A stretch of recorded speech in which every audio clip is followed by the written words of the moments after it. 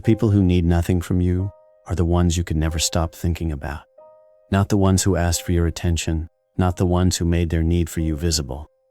The ones who move through your life completely intact, self-contained, unbothered, requiring nothing from you to feel complete. Those are the people you wanted most to impress, most to keep, most to be seen by. Machiavelli identified this mechanism 5 centuries ago. By the end of this video, you will understand exactly why neediness destroys respect and what genuine independence does to every relationship and room you walk into. Let's start with why neediness repels. Not because people are cruel, but because of something the brain does automatically that most people never examine. When you need something from someone, their approval, their attention, their validation, their presence, you are not just expressing a desire, you are transferring responsibility. You are making them, without their consent, the custodian of something that belongs to you. Your sense of worth, your feeling of security, your ability to feel okay about yourself in the current moment. And people feel that transfer. Not always consciously, but in the way their energy shifts when you enter a room wanting something from them, in the slight heaviness that arrives with the interaction, in the faint but real awareness that being around you carries a cost, the cost of managing your need. This is not a judgment, it is mechanics. Machiavelli observed it in every court he documented. The advisor who needed the prince's approval became someone the prince managed rather than consulted. The ally who showed they needed the alliance more than the other party became a liability rather than an asset. The person whose emotional state was visibly dependent on how the interaction went became, in every room, a burden instead of a presence. None of these people were weak in any conventional sense. They were capable, often brilliant, frequently more talented than the people who ended up above them, but they had handed their internal state to someone else to manage. And no one, not even the people who loved them, wanted that responsibility indefinitely. Neediness is not about how much you want something.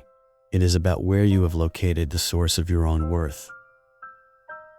The moment you locate it externally, in how someone responds to you, in whether they stay, in whether they approve, you have made yourself a dependent. And dependents, in every human relationship, are treated differently than equals. The second thing neediness does is more specific, and it explains why the people who seem to need the least consistently attract the most.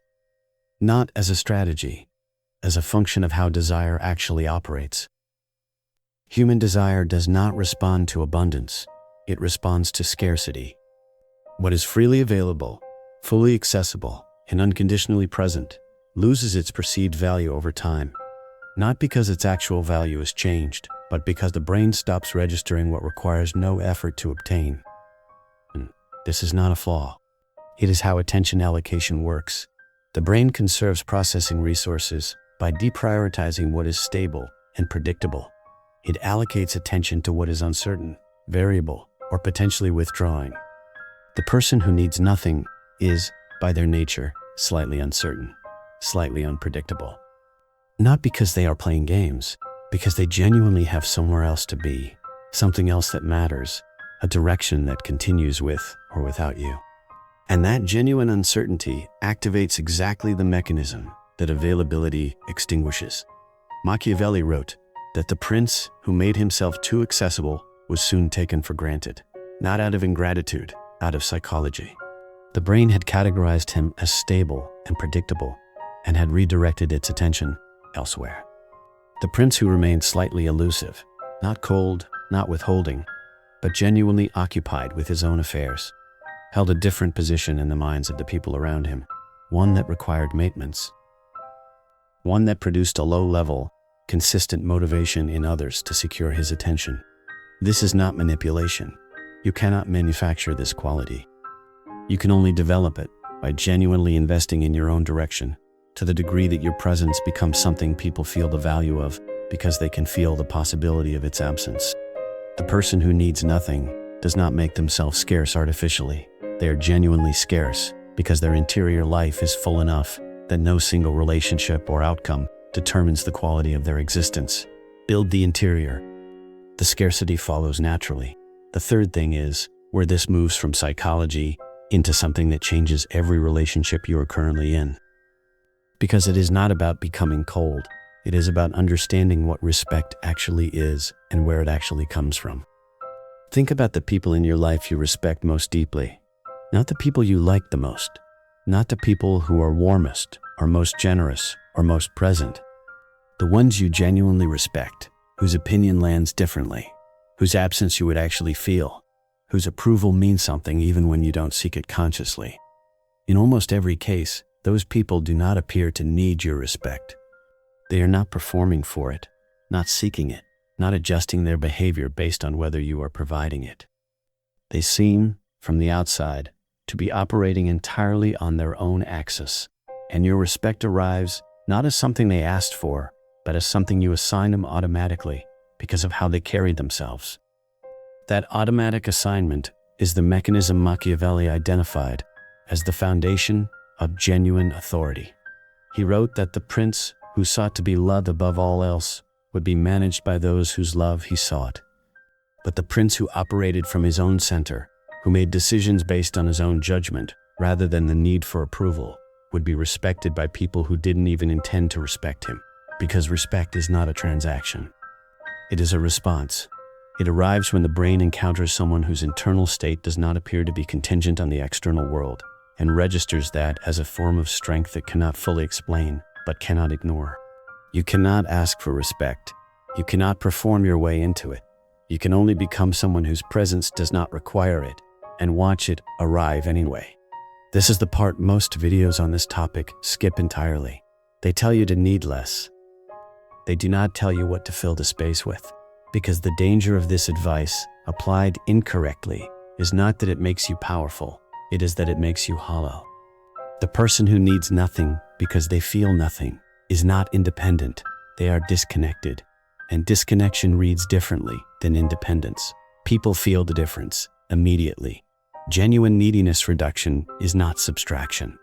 It is redirection. It is taking the energy that currently flows outward toward approval, toward external validation, toward the need to be seen and understood and accepted, and redirecting it inward, toward work, toward direction, toward the development of an interior life rich enough that no single relationship or outcome carries the weight of your entire sense of worth. Machiavelli built this in exile. Stripped of every external source of validation, his career, his status, his influence, he had nothing left to need from the world, so he turned inward. He wrote, he thought, he built something from the inside out. And what he built was so complete that the world eventually came to find it. That is the model, not cold, not empty, not indifferent to human connection. Genuinely invested in your own direction, to the degree that your peace does not depend on anyone else's response to you.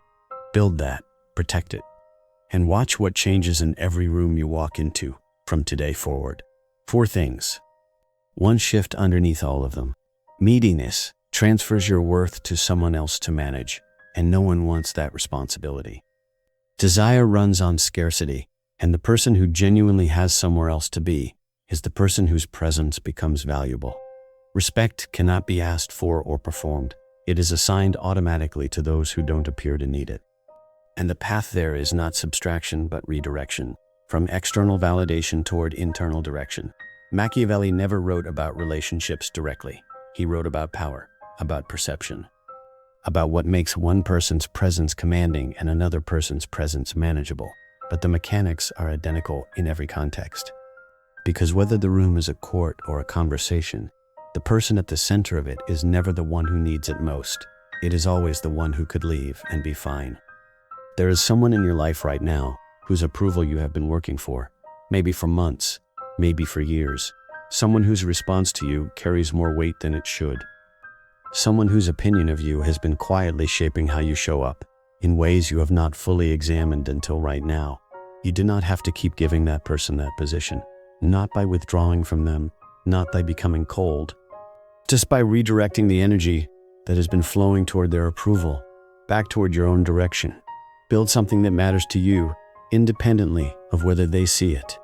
Develop something that continues with or without their response. Become someone whose interior is full enough that their opinion, while perhaps still valued, is no longer the condition for your peace. That shift does not happen overnight, but it begins with the decision that your worth lives inside you, not in how anyone else responds to you. Make that decision today. And watch what changes in how the people around you begin to treat you. One question: whose approval have you been quietly working for? Him. And what is locating your worth in their response actually cost you? You do not have to answer out loud, but sit with it long enough to feel the honest answer. Drop independent in the comments if this shifted something real for you. I will be reading every one.